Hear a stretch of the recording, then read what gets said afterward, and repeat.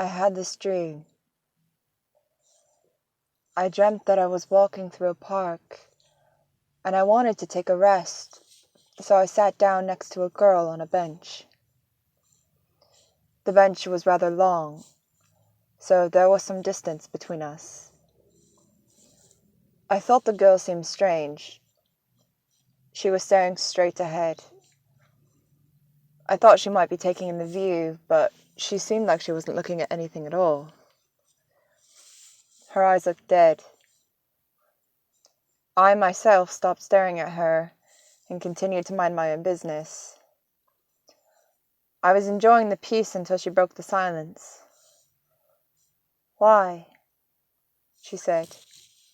It startled me, and I looked over at her, only to see that she was still looking straight ahead. Then, after a pause, she said, "Is life like this?" As if she were finishing a sentence. I shifted awkwardly, thinking she must be one of those weirdos. I figured she must be talking to herself, so I looked away and ignored her. Then, out of nowhere, she yelled, "You!"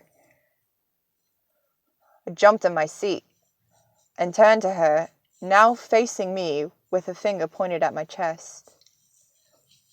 "You're what's wrong with the world," she continued.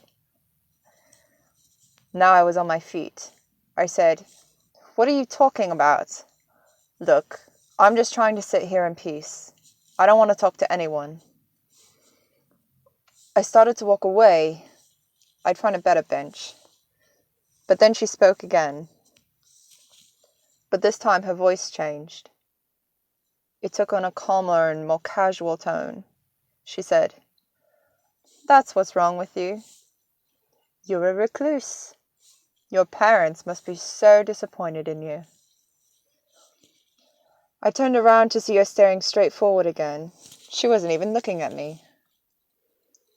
I said, "Hey, who do you think you are?" She said, "I'm no one." I wanted to walk away, but you had to understand.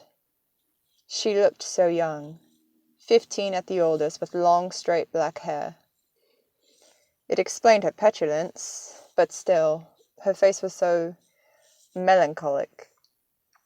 I can't really explain why I did it, but I sat back down on the bench, but this time closer to her. I wanted to find out more about her, why she was sitting here all by herself. Upon closer inspection, I noticed that she had a Tamagotchi game fastened to her wrist like a wristwatch. I asked her, "Hey, is that a Tamagotchi bracelet? I didn't know they made those." She was quiet for a moment, but then she answered, "They don't. I made it." At first I suspected that she was lying. It was so professional looking, but I wasn't going to accuse her, so I said, "That's really impressive. Do you sell them by chance? I might be interested in one for myself." She said, "I don't make them in your wrist size." I couldn't believe it. I said, "What is that supposed to mean?" But she ignored me. I stayed quiet. Maybe she finally wanted to enjoy the view in silence. But to me, she still looked like she wasn't really looking at anything. Anyway, after a while, the sky had turned grey, and it looked like it was about to rain. It was getting cold, too.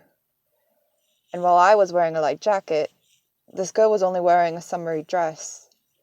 You know, the ones that are real breezy. I knew she must have been cold, but she looked like it didn't bother her. I said, "Man, the sky's looking really gloomy. I think it's going to rain soon." But she said, "I like the rain." She closed her eyes and leaned her head back as if the raindrops were hitting her face. But it wasn't raining yet. She sighed heavily, and that's when I noticed something strange.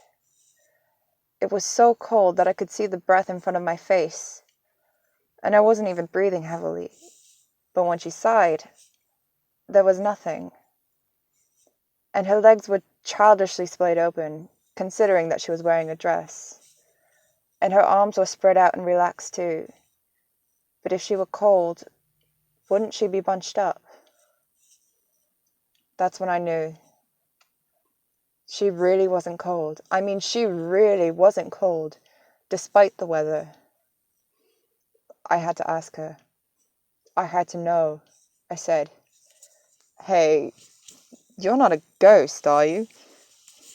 She laughed at me. "You believe in such things. You don't seem like the type." I said, "You're not cold. It's like you're not even human. And you're so pale." I was cut off when a backpack collided with my face. She said, "Don't be rude. I am not pale. I didn't sit here and call you chicken legs, you know. Mind your manners." I was flabbergasted.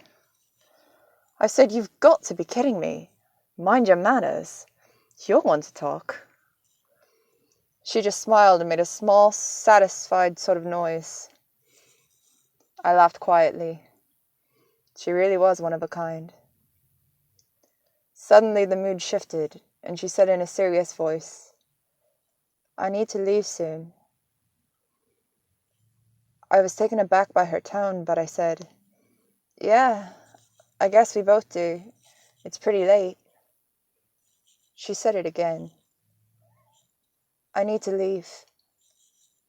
She was staring forward again with that same look on her face. I said, "Do you need a ride? I can drive you home." She said, "That's not what I meant."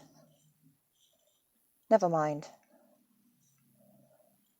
I started to get this horrible feeling, the sort of knowing that you only get in a dream. Something was telling me that she wasn't talking about leaving the park.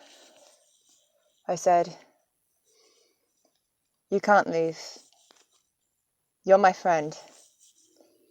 She said, "We just met."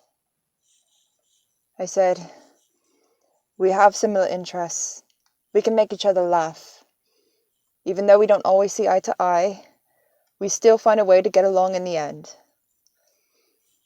All these are the rules of friendship, right? There's only one rule left and you'll be my friend."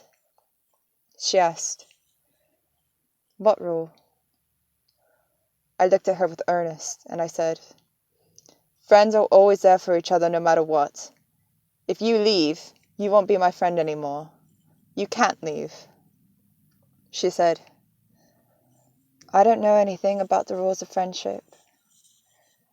But you feel the same as me, don't you?" I didn't answer her. We sat in silence for a while longer, until our surroundings changed. We were no longer sitting on a bench in the middle of a park. Instead, we were sitting on a bench in front of a train station. I pulled out my phone to check the time. I said, "Shouldn't the train be here by now?" "What time is it?" It's late." She said, "You're at the wrong station." "I don't know how you got here, but your station is that way." She pointed off into an ambiguous direction. She said, "The train comes at sundown. Then I'll have to leave."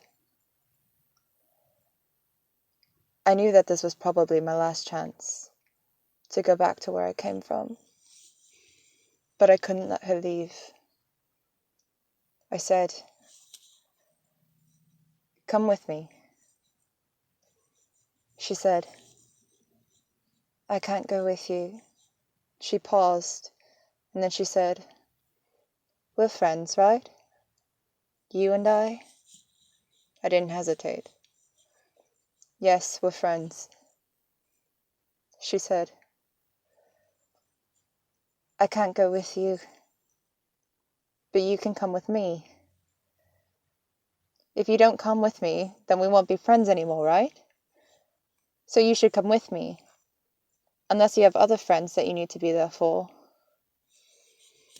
I thought about it, and I realized that I really didn't have anyone to be there for. I said, I don't want to leave this world. I don't even know why. Maybe it's the video games, or the sushi, or the beach. But I don't want to leave. But I don't want to leave you either. You're my friend after all. Then I took her hand as the train arrived, and we stepped onto the train together. The dream faded as the train took off.